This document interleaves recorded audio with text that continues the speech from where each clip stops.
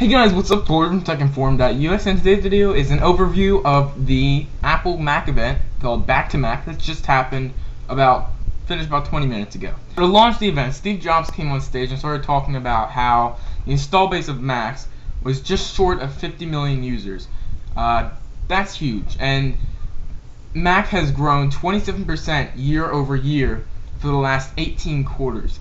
That is huge, and that just shows how Mac and OS X and Apple is really going up in the market pretty quickly now that people are starting to catch on to their great products and great operating system. There are now 600,000 registered Mac developers, and it's growing at a rate of 30,000 per month. Now that's pretty impressive. Customer satisfaction surveys have also shown that Apple is #1 in all categories. Apple stores last quarter have had a record-setting 75 million visitors. That's huge. That's, in 3 months, 75 million. They sold 2.8 million Macs over the last year, and 50% of those were to new users. Jobs then went on to release the all brand new iLife 11 suite with new features in iPhoto and iMovie. In iPhoto, there was tons of new features with email integration, Faceit integration, card integration where you could create like holiday cards to send to your family members,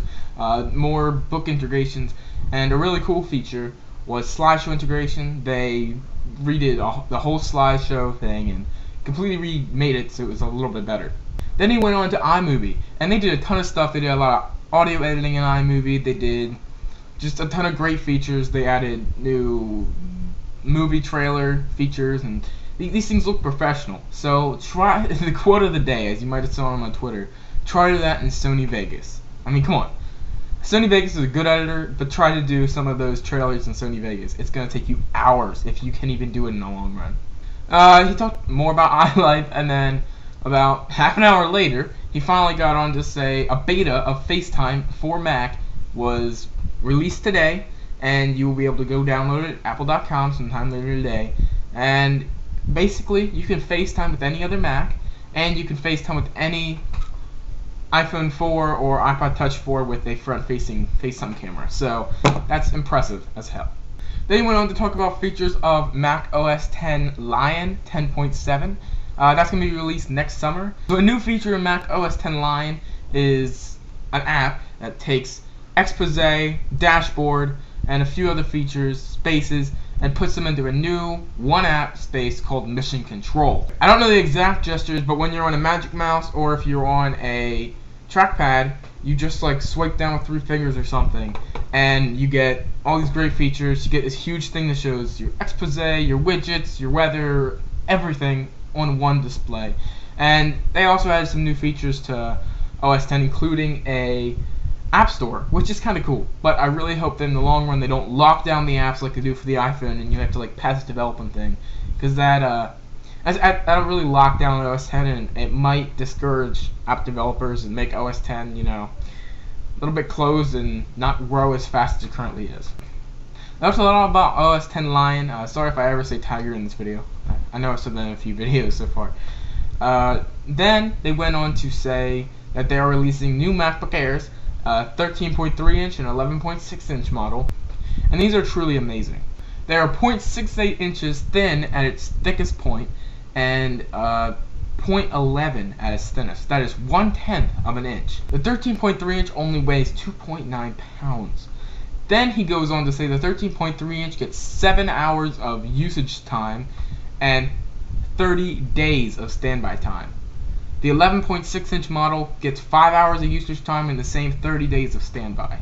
They have standard 82.11 and Wi-Fi chip. They have a Core 2 Duo in them. He did not mention what speed the Core 2 Duo is, but I'm guessing it's probably a 2.4 or a 2.66. I don't think it could be 1 point somethings, or I don't think it could even be 2.1s or something. So they're probably 2.4 or possibly 2.66, but I doubt it. If you look at the very inside of the MacBook Air, you will notice that it has 90–80% of it is just huge battery. It's kind of like the iPhone 4, where it's just battery for most of it, and then a little bit of stuff around the sides. They actually integrated the SSD, solid state drive, into the motherboard. So instead of having this huge hunkin' hard drive size SSD, they took the chips of solid state disk, which is flash memory, took it the same type that's in the iPhone and put it right onto the motherboard inside the MacBook Air. Now that's really impressive, because that proves how engineering marvel this company is, and how they think out of the box, and they think about stuff that no one else would have thought about putting it on the motherboard. I mean, that saves them so much space inside this laptop. That probably saved them at least 2 hours of extra battery life they could fit in these things. So that's just huge. This event has been great. Steve has really done a good job on this event. Great new products, great iLife, MacBook Air, OS 10.7 Lion. Some great stuff has been announced in this event, and I just couldn't go over all of it. I don't even remember half of it, to tell you the truth. So I'll probably have in-depth videos as soon as I can get iLife in my hands. iLife was released today, iLife 11, but I'm not going to get it right away. I'm going to wait a few days and hopefully get it then. So I will talk to you guys in tomorrow's technology-related video. Maybe I'll go more in depth about the MacBook Air. Maybe I'll go more in depth about GarageBand, iMovie.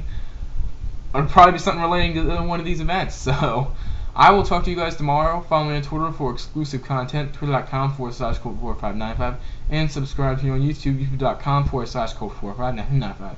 Thanks guys, see you in tomorrow's video. Check out the website, techinform.us, for full information on this event.